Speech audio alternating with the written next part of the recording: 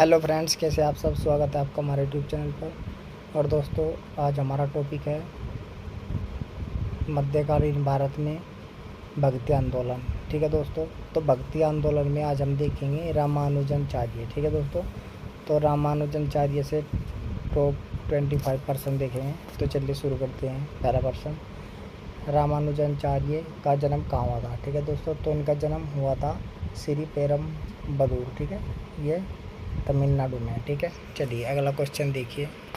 अगला क्वेश्चन है रामानुजाचार्य के पिता का नाम क्या था। तो दोस्तों, रामानुजाचार्य के पिता का नाम था सोमैया केशव। ठीक है, चलिए अगला प्रश्न देखिए।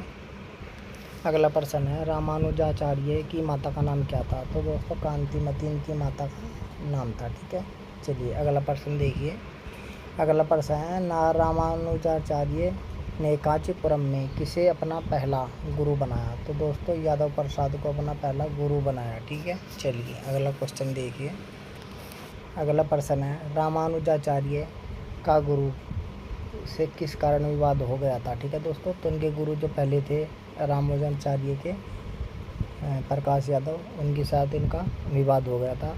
और ये हो गया था दोस्तों छंदोग्य उपनिषद की व्याख्या के कारण। ठीक है दोस्तों, चलिए अगला क्वेश्चन देखेंगे। अगला क्वेश्चन है किसका संपर्क कांचीपुरम के मठाधीश आचार्य कांचीपुरम से हुआ। ठीक है दोस्तों, तो ये रामानुजाचार्य का संपर्क कांचीपुरम के मठाधीश आचार्य कांचीपुरम से हुआ। ठीक है दोस्तों, रामानुजाचार्य का। चलिए अगला क्वेश्चन देखिए।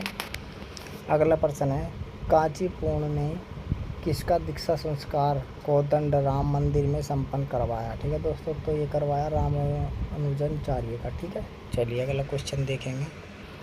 अगला प्रश्न है यतिराम की उपाधि किसे प्राप्त हुई। ठीक है दोस्तों, तो यतिराम की उपाधि रामानुजाचार्य को प्राप्त हुई। ठीक है, चलिए अगला प्रश्न देखिए। अगला प्रश्न है किसने अंतिम रूप से श्रीरंगम मठ के यमुनाचार्य को अपना गुरु बनाया। ठीक है दोस्तों, तो रामानुजाचार्य ने अपना गुरु यमुनाचार्य को बनाया। ठीक है दोस्तों, चलिए अगला क्वेश्चन देखेंगे।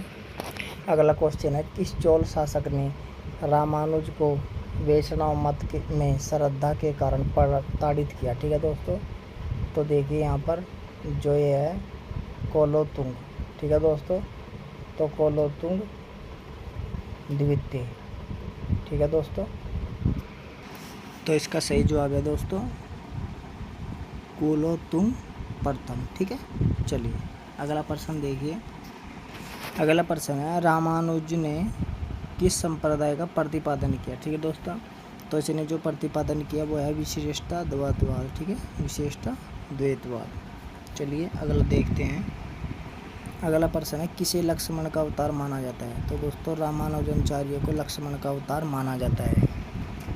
अगला प्रश्न है किसने बहिष्कृत जातियों को वर्ष में एक दिन मंदिर प्रवेश का अधिकार दिया।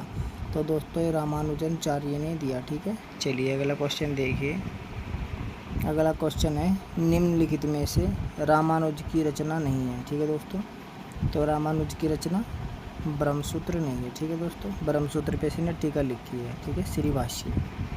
अगला क्वेश्चन देखिए।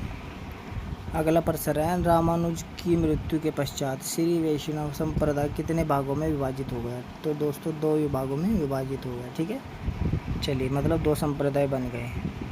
अगला क्वेश्चन देखेंगे।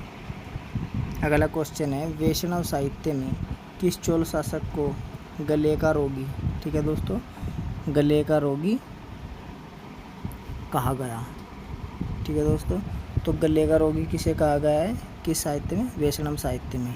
ठीक है दोस्तों, तो वैष्णव साहित्य में गले का रोगी, तो दोस्तों ये कहा गया अधिराजेंद्र को। ठीक है दोस्तों, तो अधिराजेंद्र को क्या कहा गया है, अधिराजेंद्र को बोला गया है गले का रोगी। और इसे क्या बोलते हैं, इसका जो नाम है वह है कर्मी कंठ। ठीक है, तो गले का रोगी। ठीक है, ये बोला गया है कर्मी कंठ, मतलब गले का रोगी। क्यों बोला गया है ये, तो दोस्तों ये क्या करता था, ये विरोधी था वैष्णव मत का संप्रदाय का। ठीक है दोस्तों, इसीलिए इसको गले का रोगी कहा गया है, कर्मी कंठ। ठीक है दोस्तों, वैष्णव मत के विरोधी होने के कारण। चलिए अगला क्वेश्चन देखिए। अगला प्रश्न है, ब्रह्मसूत्र पर श्री भाष्य टीका किसने लिखी? ठीक है दोस्तों, तो श्री भाष्य टीका किसने लिखी? रामानुजाचार्य ने लिखी। ठीक है दोस्तों, चलिए अगला क्वेश्चन देखेंगे। अगला क्वेश्चन है, निम्नलिखित में से वैष्णव संत कौन थे? तो दोस्तों रामानुजाचार्य क्या थे? वैष्णव संत थे। ठीक है, चलिए अगला प्रश्न देखेंगे।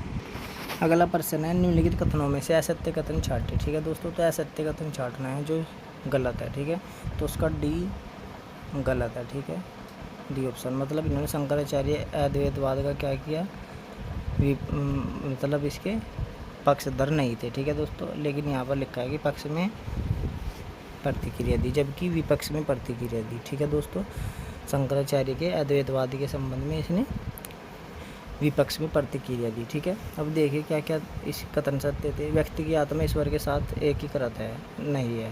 ठीक है दोस्तों, एकीकृत नहीं है। आत्मा और ईश्वर का संबंध अग्नि और चिंगारी के समान है। ठीक है, ईश्वर पूर्णतः अमूर्त नहीं है, गुण और सौंदर्य से परिपूर्ण है। ठीक है दोस्तों, चलिए अगला प्रश्न देखिए। अगला प्रश्न है, दक्षिण में विष्णु का अवतार किसे माना जाता है? ठीक है दोस्तों, तो रामानुजाचार्य को क्या माना जाता है? दक्षिण में विष्णु का अवतार। ठीक है दोस्तों, चलिए अगला क्वेश्चन देखिए।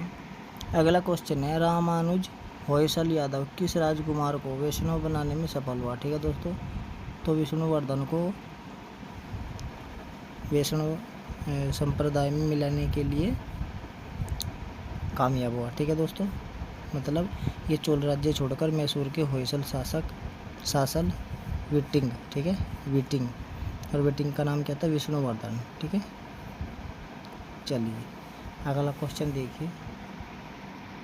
अगला प्रश्न देखिए, किसी ने कहा कि शुद्ध, यहाँ पर है शूद्र। ठीक है दोस्तों, शूद्र, ये शूद्र ईश्वर की कृपा से मुक्ति प्राप्त कर सकता है। ठीक है दोस्तों, तो रामानुजाचार्य ने कहा कि शूद्र भी ईश्वर की कृपा से मुक्ति प्राप्त कर सकता है। अगला क्वेश्चन देखिए। अगला प्रश्न है, वडकली संप्रदाय मोक्ष प्राप्ति का आधार नहीं मानता। तो दोस्तों वडकली संप्रदाय मोक्ष प्राप्ति का आधार नहीं मानता, तो तमिल प्रबंधन को नहीं मानता। ठीक है दोस्तों, तमिल प्रबंधनम को नहीं मानता है। ठीक है, अगला क्वेश्चन देखिए।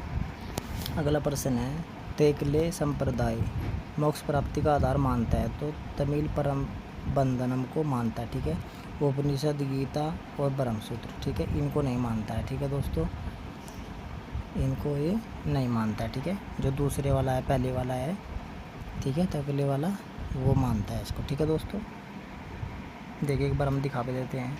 ये वडकली संप्रदाय। ठीक है दोस्तों, तो मोक्ष प्राप्ति का आधार उपनिषद को मानता है, गीता को मानता है, ब्रह्मसूत्र को मानता है। ठीक है दोस्तों, चलिए अब आगे चलते हैं। अब दोस्तों ये अंतिम प्रश्न है हमारा, निम्नलिखित में असत्य कथन को लिखिए। ठीक है दोस्तों, तो वडकले उत्तरी संप्रदाय है, सही है। तेकले दक्षिणी संप्रदाय, सही है। श्री भाष्य की रचना चित्रकूट धाम में की, सही है।